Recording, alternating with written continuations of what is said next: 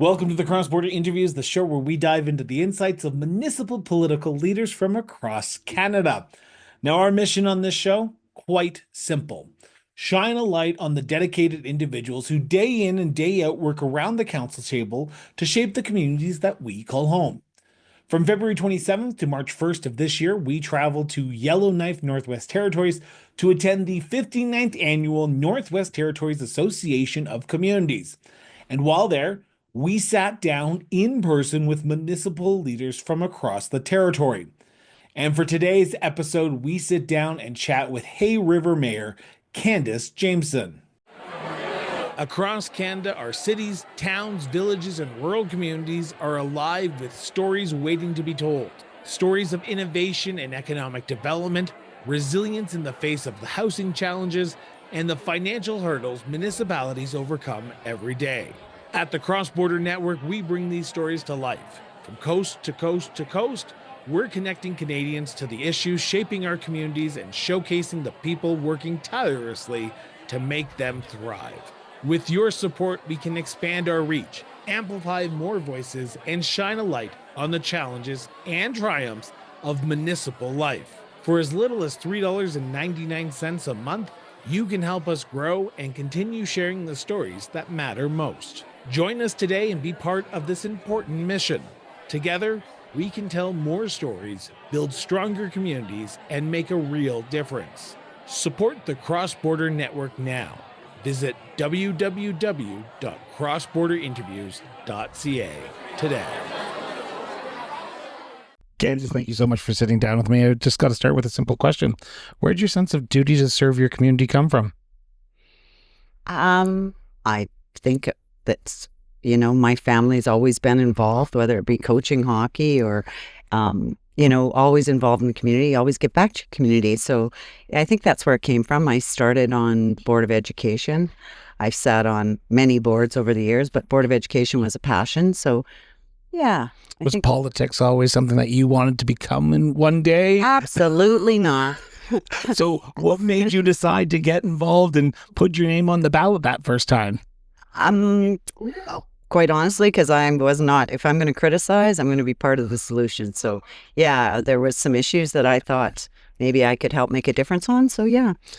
No, I'm assuming you've come to the realization that not 100% of the people are going to agree on every decision you make as council, Correct. as mayor. Yes. How do you make the tough decisions for the betterment of your community, knowing that 100% of the people are never going to be fully behind you?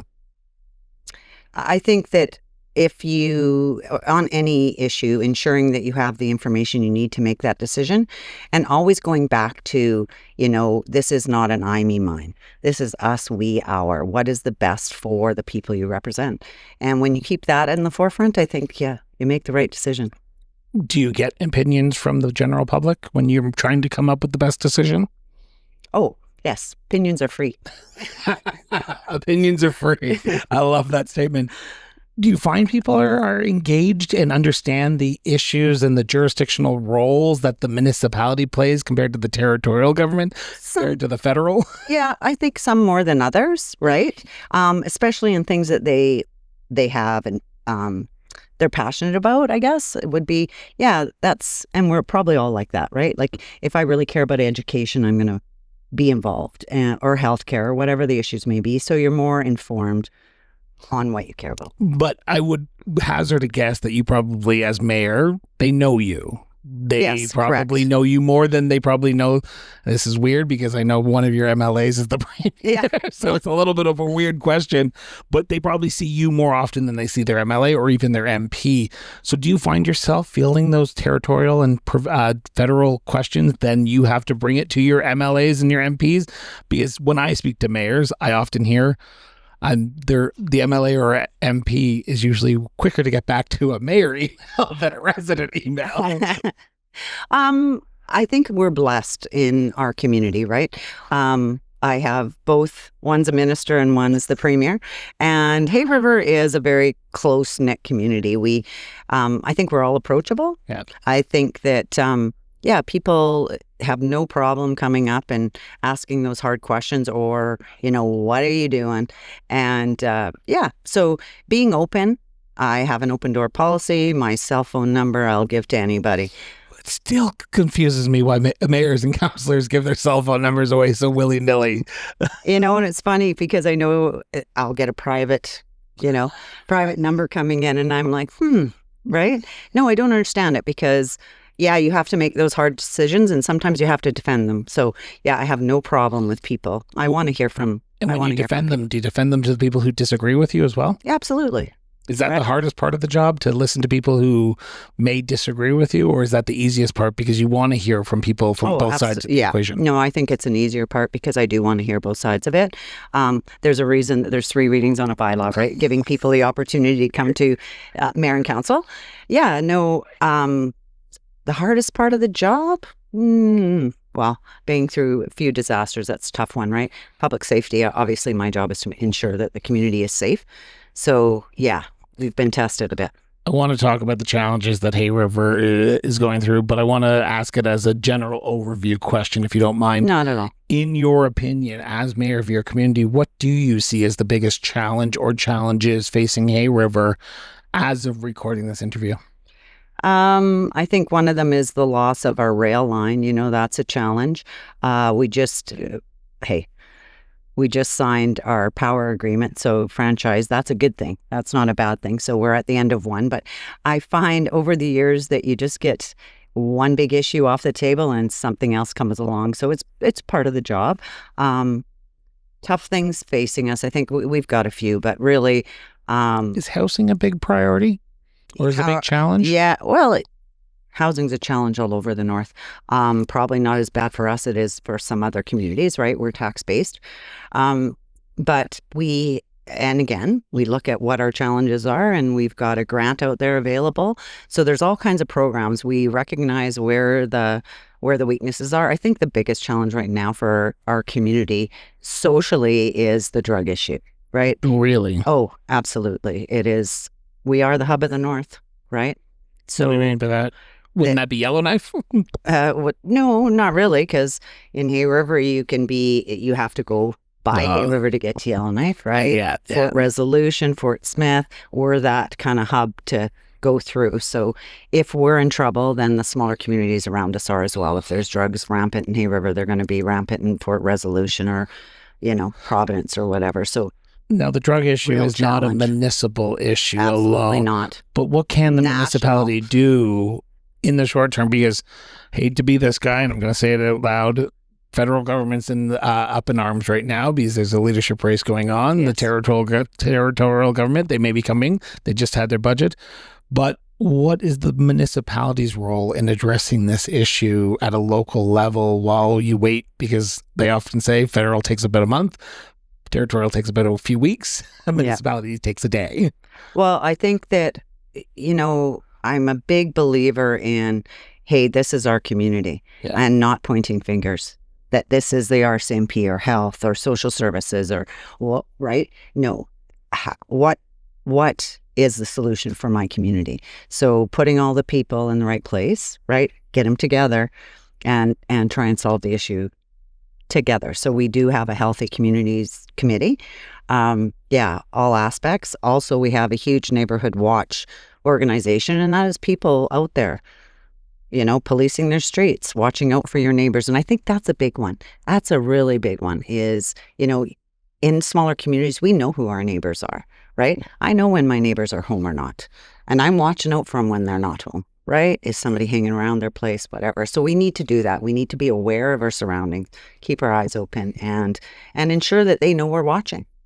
It seems like there's a different atmosphere in the Northwest Territories compared to other provinces and territories. I'm just painting a broad stroke here, but I was just chatting with another mayor from the Northwest Territories, and he said the same thing. People watch out.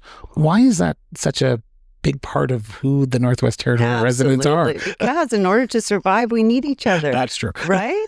And we've learned that over the centuries, I'm sure hundreds and hundreds of years, that you survive in a climate like this, you need each other. Right? And that's why this is such a good venue. Right? Hearing what your neighbors are up against. Right? How can I support them? Right? And this is a big, big deal every year to come up. I ensure that I am here. I want to just flip the original question. You've answered a little bit, but specifically, what's the thing you're proud about when it comes to Hay River? What's the thing you look at and you say, you know what, we have our challenges, but this is what we're doing right? Our resiliency. How our people come together no matter what we're up against to support each other, right? Or we had one year we're swimming and the next year we're, cooking. So yeah, people came together. It didn't matter what we had. We've had a dump fire. We lost 100 families lost their home when we had the high-rise fire.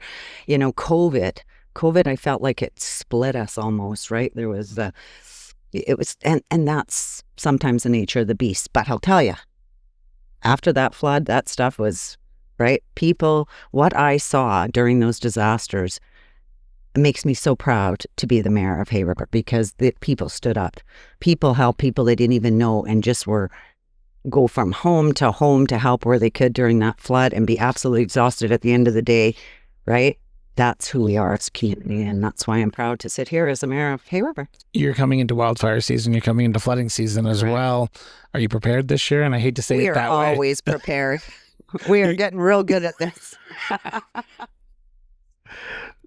Yeah. I want to turn to my favorite subject, because I've said if you come to my show, I'm coming to your community, send my economic dollars. So I'm coming to Hay River this year. Yay. I'm coming to all these communities that are coming on the show right now. Excellent. What are the tourist spots, the hidden gems, the things that you need to recommend to any tourist to get off the beaten path and go see? The falls. Our falls are absolutely amazing, incredible, right? Hidden gem is our golf course. Our golf course is phenomenal. And, last year I was out there a couple times. I had the pleasure of getting out there, and it's quiet, it's serene, you're never crowded, you're never feeling pushed. So good golfers, bad golfers don't matter, right? Oh, you're really speaking my love language. Yeah, okay, so there's one. We have beautiful Rex facility. We are so blessed in Hay River to have that facility. Our river, if you like to kayak, you got to get out and kayak. There's just so much to do, right? What do you do to decompress after a long council meeting? Is there a place in the community that people can now, if they're watching this, go, oh, that's where the mayor's going to be? The mayor's going to be on the beach walking with her dog. That's where she's going to be, right? No, or like kayaking is so serene. There's no noise. Right? It's pretty incredible, but that's a little hard to do. So I know we're in the middle of the night. I know we're in the midst of the NWTCAC conference right now, so you need to get back. So my final question for you is, what makes Hay River such a unique place to live, work, and raise a family? What makes it unique? There's my comms guy from NTPC over there. He's eavesdropping, going, what's she going to say? Hey, I think the people. Right?